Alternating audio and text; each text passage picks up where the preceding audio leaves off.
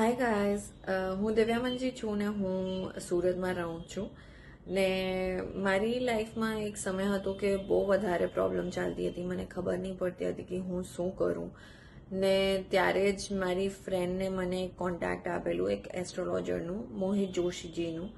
તે મેં મોહિત જોશીજીનું કોન્ટેક્ટ કરેલું ને મારી પ્રોબ્લેમ્સ એની સાથે ડિસ્કસ કરી ને આજે એના કરતાં જ મારી લાઈફ બહુ વધારે સરસ ચાલે છે ને મને કંઈ પ્રોબ્લેમ નથી.